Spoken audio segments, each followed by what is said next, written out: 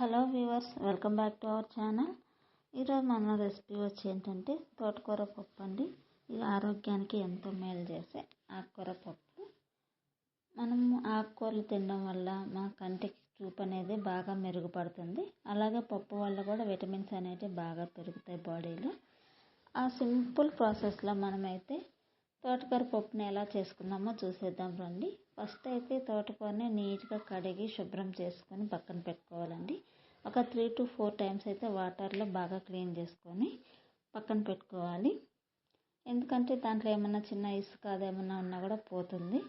అందుకనేసి తోటకూరని నీట్గా 3 to 4 times అయితే వాష్ చేసుకొని పక్కన పెట్టుకోవాలి. చూసారు కదండి, ఆకుకూర అనేది ఎంత బాగా ఫ్రెష్గా ఉందో.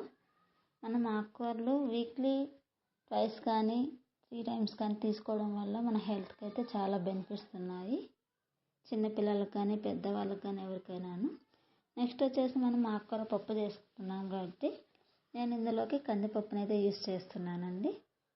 ఒక టీ గ్లాస్ అంతా కందిపప్పుని అయితే తీసుకోవాలి ఫస్ట్. నెక్స్ట్ వచ్చేసి దాన్ని నీట్గా వాష్ చేసుకోవాలి. 2 to 3 టైమ్స్ అయితే బాగా వాష్ చేసుకోవాలి.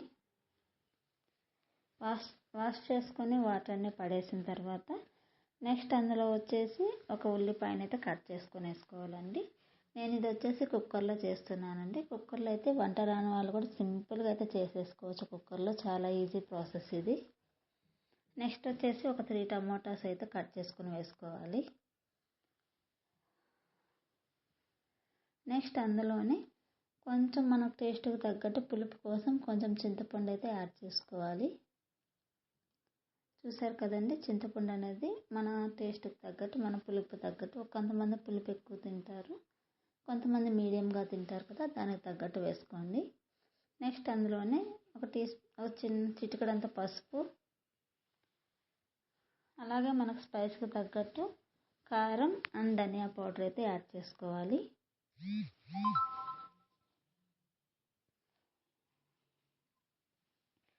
చూసారు కదండి, అసలు ఎంత కలర్ఫుల్గా ఉందో కదా అసలు పప్పు కానీ ఆనియన్ టమోటా మొత్తం కూడాను.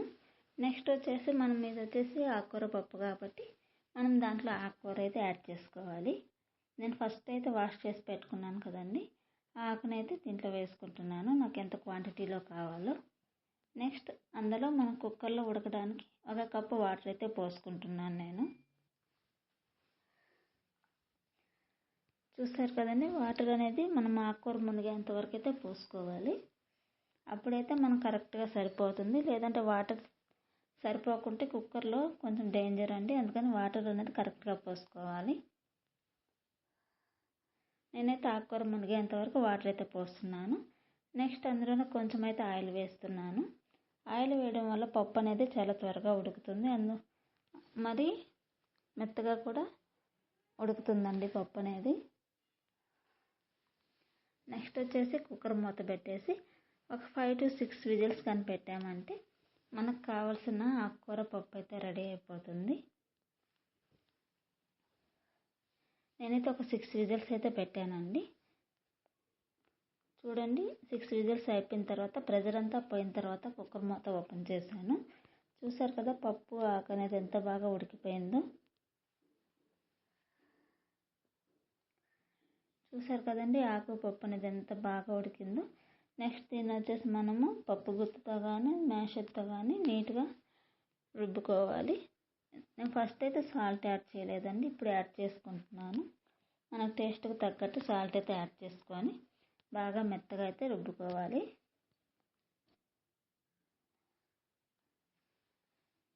చూసారు కదండి, అసలు ఎంత బాగా సాఫ్ట్గా ఉడికిపోయిందో పప్పు ఆకు మొత్తం కూడాను, టమోటాలు కానీ మొత్తం కూడాను. ఒక 5 minutes ఇలాగానే బాగా మెత్తగా మ్యాష్ చేసామంటే పప్పు అనేది బాగా మెత్తగా అయిపోతుంది.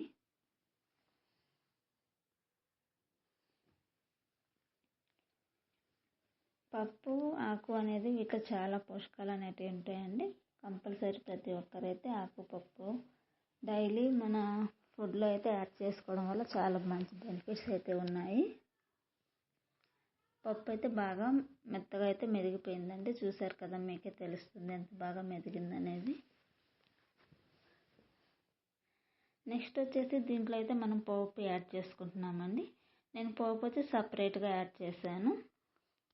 సపరేట్గా బాండిల్ పెట్టి అందులో కొంచెం పోపు దినుసులు వేసుకొని ఒక 2 ఎండుమిరపకాయలు వేసి 4 ఎల్లుల్లిపాయలు వేసి దంచి వేసుకోవాలండి. ఆ క్లిప్ అనేది మిస్ అయిపోయింది. నెక్స్ట్ పోపు పెట్టుకుని ఇందులో యాడ్ చేసుకుంటే మనకు కావాల్సిన టేస్టీ ఆకుకూర పప్పు అయితే రెడీ అయిపోతుందండి. నేను ఇందులో పోపు అనేది యాడ్ చేయడం మిస్ అయిపోయింది, క్లిప్ అనేది. మీరు పోపు వేసుకొని పెట్టుకోండి. సూపర్ టేస్ట్ అనేది వస్తుంది మనకు వెల్లుల్లిపాయలు వేయడం వల్ల. చూసారు కదా ఫైనల్లీ అసలు కర్రీ చూడండి ఎంత బాగుందో, యమ్మీ అండ్ టేస్టీగా సూపర్ కర్రీ అండి. ఒకసారి మీరు ట్రై చేయండి. Please do to subscribe my channel.